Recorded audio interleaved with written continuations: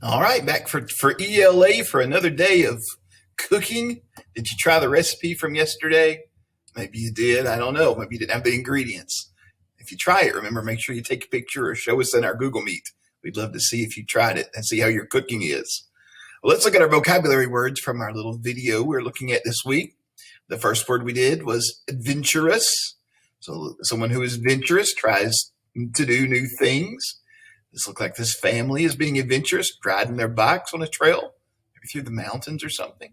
That'd be a lot of fun on these beautiful days we've been having. And the only other word was unique. Every snowflake, they say, has a different shape.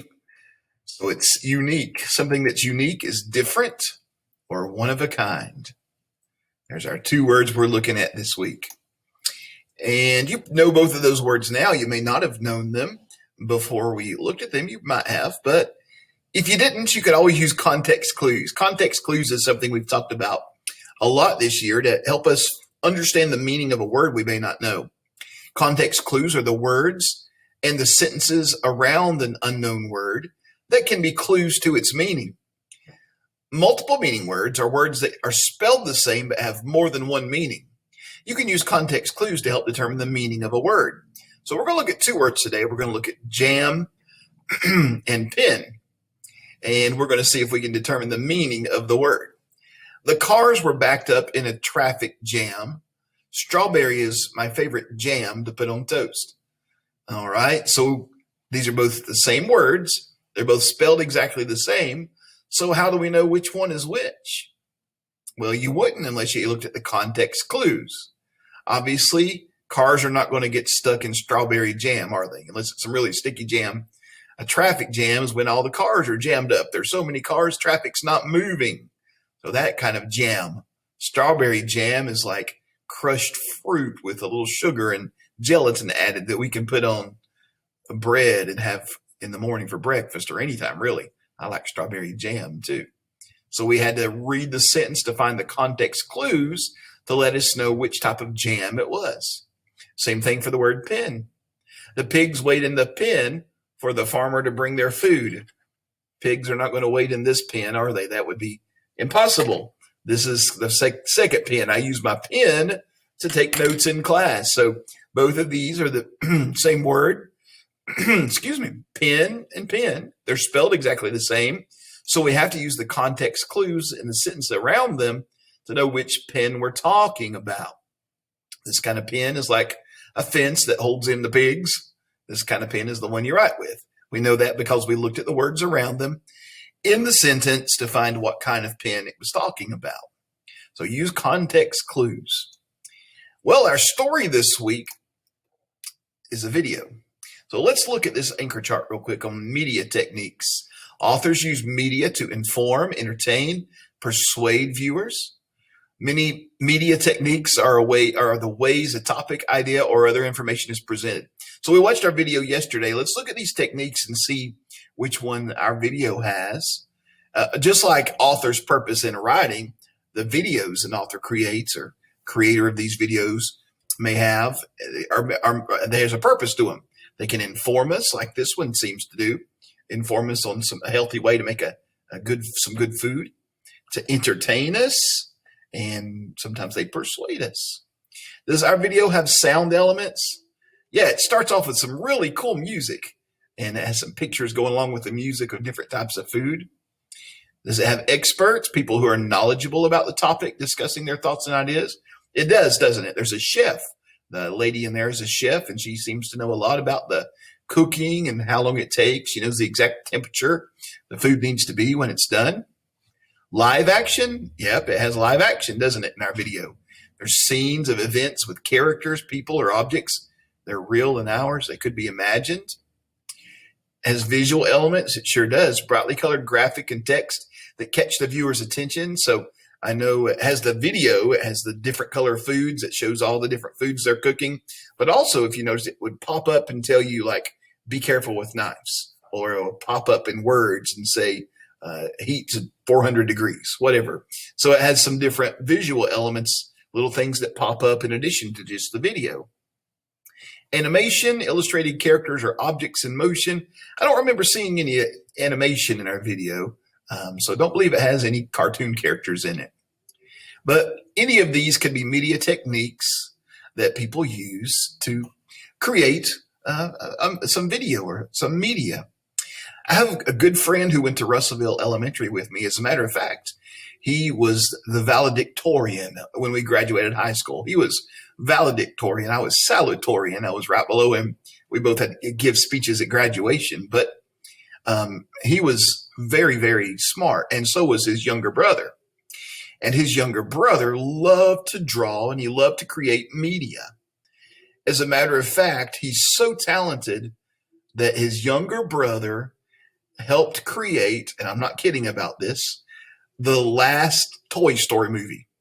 If you were to go back and look at the credits in the Toy Story movie, you could look for the name Jason Stansel, and you would find it. It's my friend's younger brother. He lives out near California. I think he lives in Washington State is where I think he lives, unless he's moved, and he would drive down and work in the studio there to help with Toy Story and the creation of the movie and use media techniques.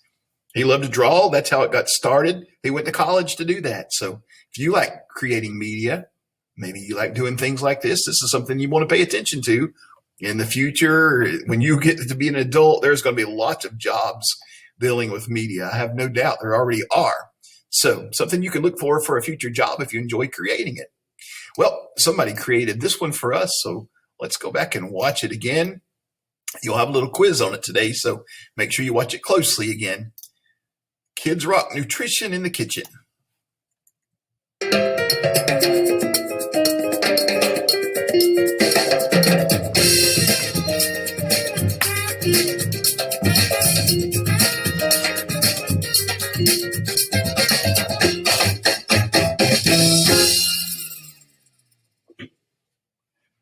Today we will make some delicious chicken packets and fruit parfaits.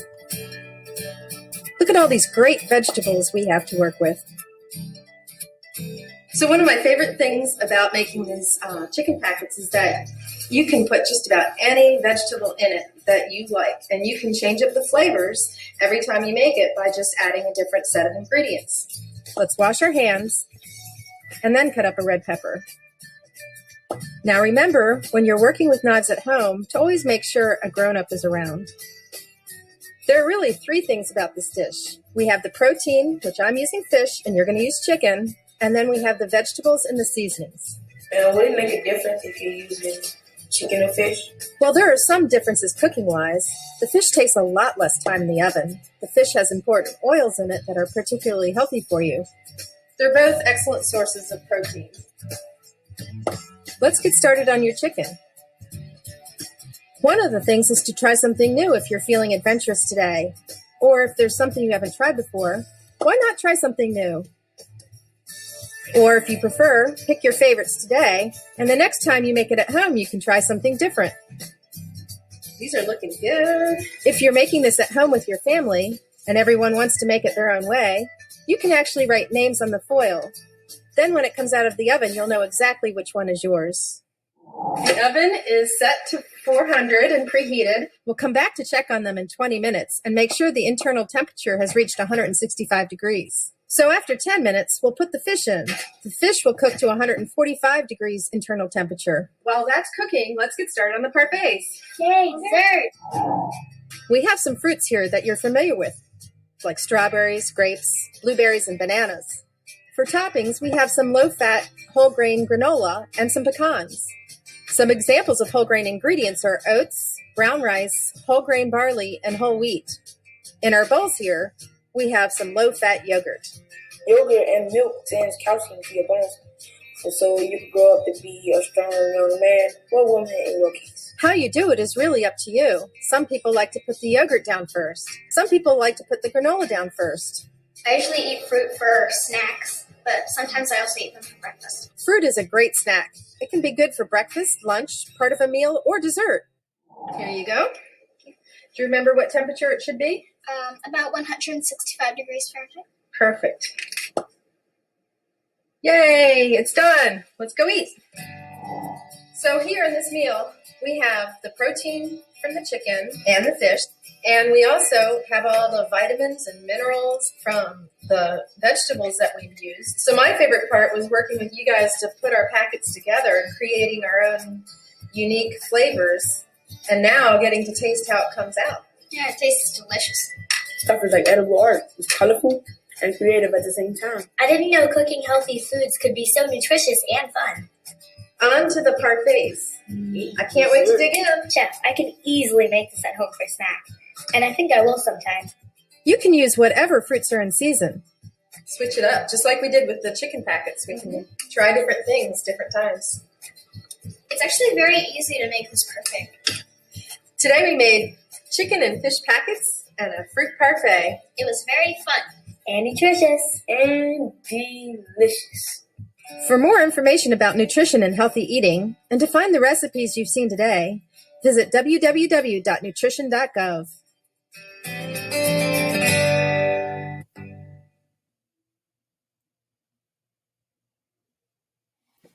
Well, all right. So there we get to watch the video again, watch the recipe again. So today, what I want you to do for me, you will have a little quiz, as I said on that video.